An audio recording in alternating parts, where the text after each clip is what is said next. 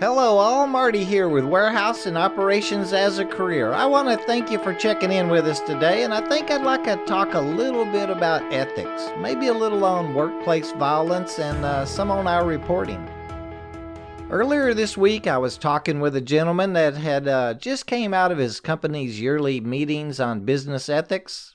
Several of the larger facilities I deal with have these little gatherings, once or twice a year.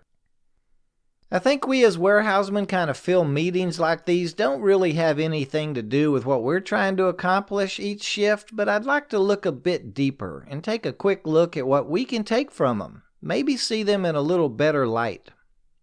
The company's meeting is going to talk along the lines of something like this. Business ethics, also known as corporate ethics, is a form of applied ethics or professional ethics that examines ethical principles and moral or ethical problems that arise in a business environment. It applies to all aspects of business conduct and is relevant to the conduct of individuals and entire organizations. These ethics originate from individuals, organizational statements, or from the legal system. These norms, values, ethical and unethical practices are what is used to guide business. They help those businesses maintain a better connection with their stakeholders. And I found that little definition at wikipedia.org, and I'll include the link to it there. You know, as warehousemen, I feel we do play just as big a part regarding ethics as, say, the sales force, the financial people, and merchandisers, really anyone in the company. Ethics and doing what's right is really everyone's job. Couple of examples that I've ran across in my career. You know, I've been out on delivery routes before and had the customer or even just people on the street as I was unloading offer me X number of dollars for that box of product sitting right over there up against the wall. We all know that would have just been the wrong thing to do. I heard once about a restaurant owner that had asked a driver once to mark the item short on truck, that like it was never loaded, leave it with him and mark it off his COD amount. And even things like overages on the truck. That's when the warehouse accidentally selects an extra case of something and it's loaded on the truck. It'd be wrong for the driver to sell it off the back of the truck to a customer and just pocket the money. We'd probably call that stealing, and I think that's what the definition above was referring to when stating conduct of individuals and entire organizations. There's really no way around the word stealing here. What we just described is theft, and we all know it's wrong, and we'll probably get caught. I've known people that's lost their jobs over taking something as simple as a donut from their company. Whether we're talking $1 or $1,000, we need to think about giving up our yearly salary for that one bad decision. That math just doesn't add up to me. I guess we ventured off on bad decisions there for a second. I'll get back to ethics, but I hope everyone agrees with my math there. Another example on ethics could be as an order selector. We all understand it's our job to correctly select the right product in the right quantity for the customer's order. But we've all gone to that slot before, had an order for 4 cases and only 3 cases were there on the pallet. There we are, faced with an ethical dilemma. Do we pull the 3 cases and ignore that 4th one and toss the label, or do we do what's right and grab a replenishment guy to drop another pallet so we can grab that 4th case?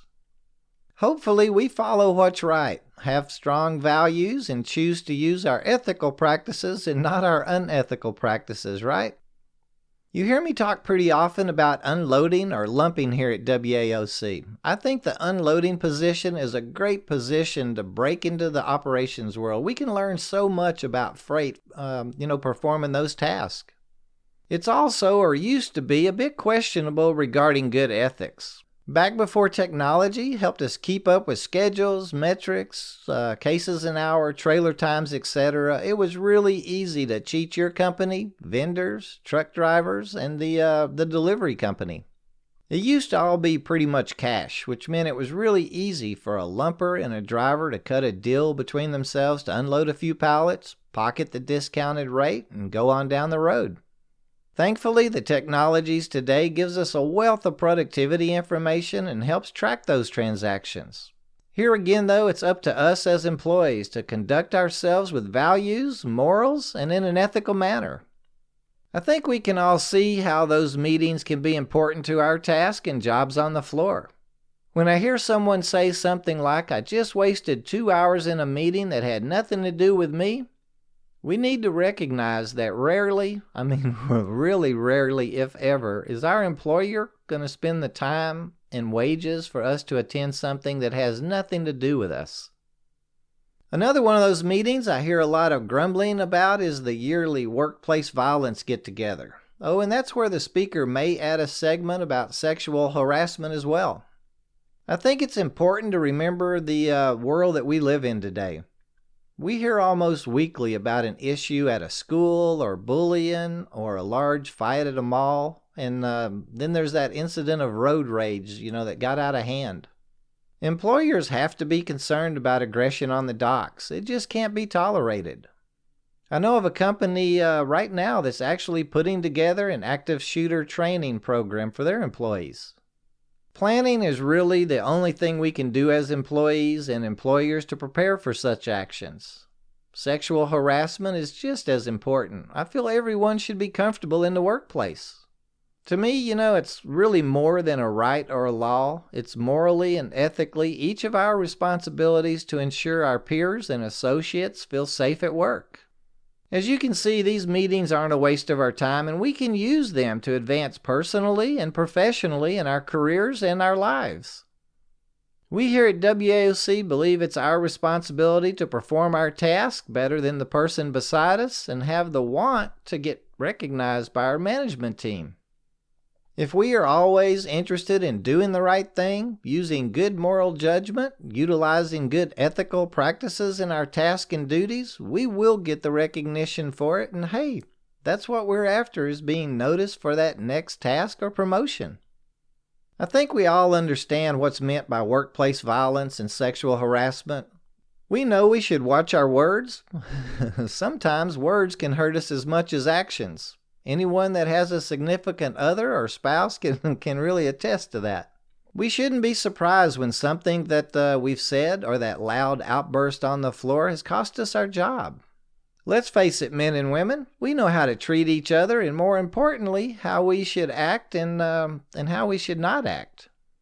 We should and can control these situations that we put ourselves in and stay away from those we know not to be involved in. I've never understood how someone could be surprised to find themselves in a harassment situation. Every one of them really knew they were doing wrong. I got a little off course today, but there's a few of my opinions, I guess. Those subjects are important to anyone that's employed, and really all of us as associates. Well, I think that's enough on those sticky subjects. Let's talk a little on appreciation for a minute. As many of you know, we were drawing today for that prized Warehouse and Operations as a Career coffee mug. I want to thank everyone that sent in an email about their safety culture or safety practice at their facility. We received some really good suggestions. So here's the winning comment on safety from the participants. I think safety is a critical part of longevity and the development of confidence in a company. The more smooth a shift runs, it will have increased efficient productivity. That's a great safety comment, and it came from Michelle in Dallas, Texas.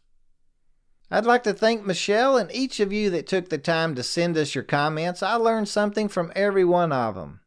And of course, I want to thank everyone that joined us here today, and thank you for listening in. We have a blast each week putting these things together, and I hope you're finding a little value for your time each week. Remember, we're on Facebook and Twitter using the little @ WHSEANDOPS,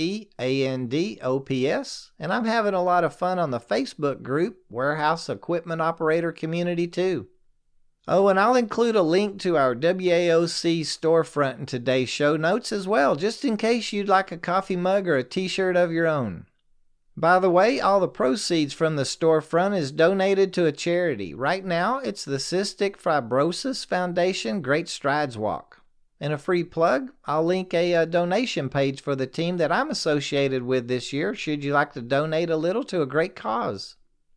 As always, let's leave each other today with a safety thought. And what better thought than one from today's winner? Michelle shared something like safety is a critical part of longevity and the development of confidence. The smoother a shift runs, the more efficient and productive it can be.